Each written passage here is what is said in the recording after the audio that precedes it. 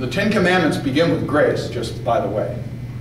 I'm the God who saved you, no God but me. Grace, then law. Just exactly as in Jesus. Well, maybe it's the same God. So, but in captivity in Babylon, although there are intimations that Israel was thinking about the Savior as also the one who spread out the heavens and everything, in captivity in Babylon, it becomes clear to them that the one who saved them is also the Creator. And they found real comfort in that. Why? Well, you know, from a modern American scientific view, if the scientists are correct and the universe is 13.7 billion years old, how big is God? And what is it that God can do and cannot do? See? So they had a much smaller view of the universe, but it was still plenty capacious, big. You know, the sky still looked real big. You couldn't count the stars. Little did they know that some of the stars they were looking at were whole galaxies. So, so Israel, the one who saves us, how big is this one? Oh, and where is this one God? Well, where is this one not God? The Babylonians may worship these idols, but Isaiah just can't hardly stop himself from having fun at the idol's expense. You know, a poor man takes gold and makes an idol out of it. And, a rich man takes gold and makes an idol out of it and has to hook it up so it doesn't topple over with chains. And a poor man makes his god or goddess out of a hunk of wood. And with half of the wood, he cooks his lunch, and with half of the wood, he makes an idol and then bows down to it and says, "Save me." And Isaiah, you know, he just has to wipe his eyes. He's laughing so hard, you know. So you know, he laughs and the Coca-Cola comes right out his nose.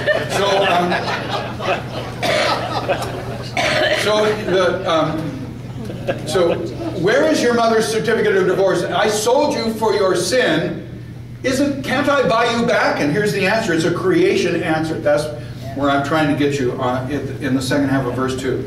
By my mere rebuke, I dry up the sea. I turn rivers into a desert. You know, that kind of stuff happens in natural, as lands shift and change. And they knew their topography, their geology enough to know that stuff like this happens.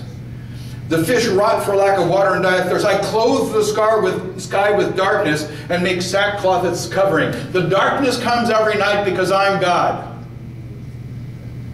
The moon isn't God at night. The sun isn't God at day. And your wood and your gold are not God's. I am. And I'm the one who makes the sun rise and set. I'll bet I can help you and buy you back from your transgressions if I want to. My arm is long enough. Always the arm in the Old Testament is always a sign of strength. By the strong arm of the Lord. Now we come to the third servant song. Notice the little break in your Bible. There's a little white space in there. See it? Yeah. Yeah, that indicates a new stanza. Okay, so there's a little separation. Now, here's the way to understand the connection in 50. God's people are rejecting God's message through God's servant Isaiah. So now we're going to have another song, a servant song. In the first servant song, it was very clear that the servant, the suffering servant, was Israel most of the time. Sometimes it sounded like it might be the prophet himself. And we said that all of the time they are a type of Jesus. Jesus is the real thing, but these are kind of like Jesus and point to Jesus. In this servant song, Isaiah is the servant, front to back. Front to back. And it's still a type of Jesus. And let's just pause really briefly to say this. Why are these called servant songs? Well, partly because they are they are somewhat independent compositions that are kind of dropped into these parts of Isaiah. They have a way of sort of standing out a little bit. And they are clearly a composition that comes into the text and runs from here to there and then stops, and then other things pick up again. The other reason they're called servant songs is that they have so much in common with the Psalms. And unlike the modern Protestant church, most of the church down through history and God's people Israel almost always sang the Psalms. Presbyterians used to sing the Psalms once upon a time. And some worship observers have said when we quit singing them, we quit knowing them. That's probably true. Spend time in the Psalms. So in any event, they are written like the Psalms. This psalm, if you want to know the type, if anybody but me gives a rip, this is a psalm type of confidence. It's not a lament, it's a confidence psalm. I am confident that God will redeem me. Okay. Sovereign Yahweh has given me an instructed tongue to know the word that sustains the weary. So he has, let's see. He wakens me morning by morning, wakens my ear to listen like one being taught. The sovereign Lord has opened my ears. This is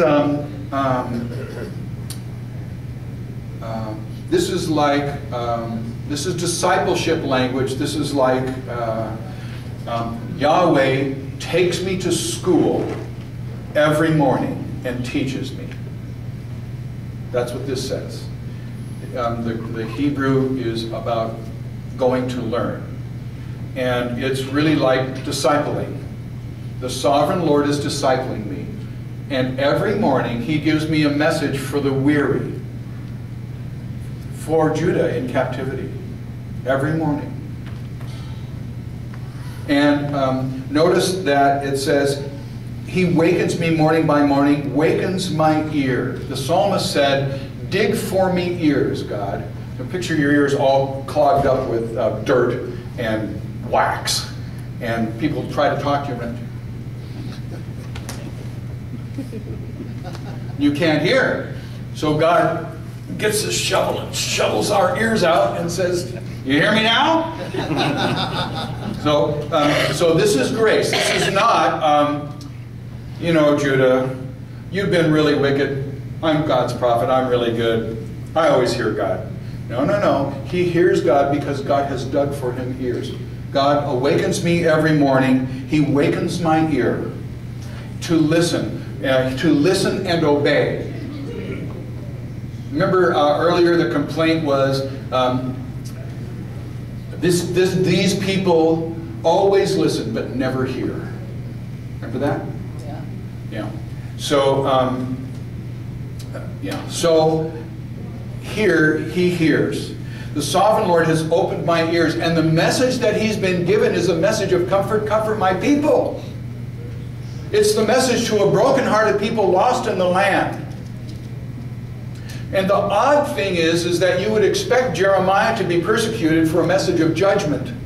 But Isaiah is being persecuted and held up to ridicule and shame for a message of comfort. Because God's people can't believe in salvation anymore for them.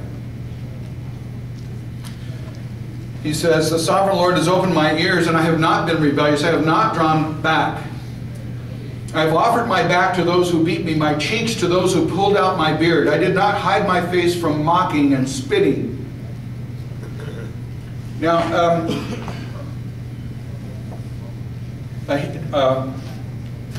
Isaiah has lots in common here with the other Old Testament prophets, starting in a sense with Jeremiah. But none of the prophets were exactly enthusiastically received, partly because their message was always so stark and so terrifying. And then this is also like the Old Testament prophet Moses. Do you remember how God's people griped and moaned in the wilderness? Yeah, the classic gripe in the wilderness from God's people was, anybody remember it? The classic gripe. Why did you take us out into this desert we had food in Egypt? Right. We should have stayed in Egypt. Why did you bring us out into this desert to die and starve? Boy, oh boy, there's a thank you note to God. You know, an African-American friend once said, you know, Jim, most people don't really want freedom. They just want to have their chains polished.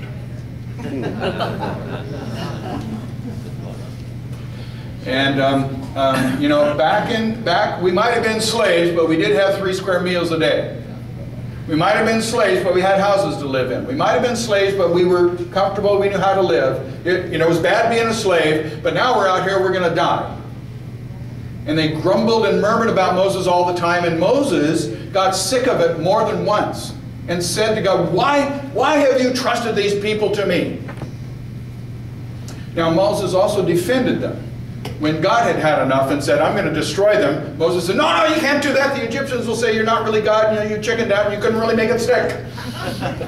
and so God repents and doesn't destroy them. Anyway, so Jeremiah, Moses, Isaiah, all of them have the same awful experience. Now to understand, I offered my back to those who beat me, my cheeks to those who pulled out my beard, did not hide my face from mocking and spitting. We need to understand honor-shame societies in a way that go right over us, because we are not an honor-shame society. We're a guilt society. I can't go there. So in an honor-shame, here's how honor-shame societies work. If you are shamed, you are shamed. So think about it. Even today in vast parts of the Middle East, if a woman is accused of adultery, it's over for her. It doesn't matter whether she can prove she wasn't there that day. It doesn't matter. To be accused of adultery is to be shamed, period. It's why to be accused of rape. I mean, think of that poor woman in Libya. To be accused of rape, never mind to be raped. If a woman in the Middle East, in most places, is raped, her honor is finished forever, even though she was raped, as opposed to committed adultery. So if you're shamed, and that's that. And when a man has been dominated and captive, one of the things they do is pull out your beard by its roots to show that you are dominated and shamed and mocking and spitting. So it sounds to us like, well, you know, sticks and stones may break my bones, but names will never hurt me, we used to say in 4th grade. And that works fine in a guilt society, but it doesn't work in a shame society. In a shame society, if you are shamed, it's done. You are shamed. To be accused of rape is to have lost your honor forever, period. And Isaiah has been shamed. He's been mocked publicly. He's been insulted publicly. He's been spat at publicly. And he has received some kind of physical persecution. And he says, and why? Once again, notice, the sovereign Lord has given me an instructed son to know the word that sustains the weary. Not words of judgment, words of comfort. But Israel is now so lost that God's people can't even hear words of comfort anymore. And they mock him for it. So the prophetic situation has gone on its head. Do you see? I mean, this is really quite remarkable. And the idea that you are ashamed and then that's that, there's only one appeal. Who would be greater than everybody? Only God. So his appeal is, I am not shamed. You may think that pulling out my beard, spitting at me, mocking me, and beating me publicly has shamed me permanently. But I am not shamed. Why? But because the sovereign Lord, sovereign Yahweh helps me, I will not be disgraced. Therefore I have set my face like a flint, and I know I will not be put to shame. He who vindicates me is near. Who then will bring charges against me? Let us face each other. Who is my accuser? Let him accuse me. It is the sovereign Yahweh who helps me. Who is it he that will condemn me? They will all wear out like a garment. The moths will eat them up.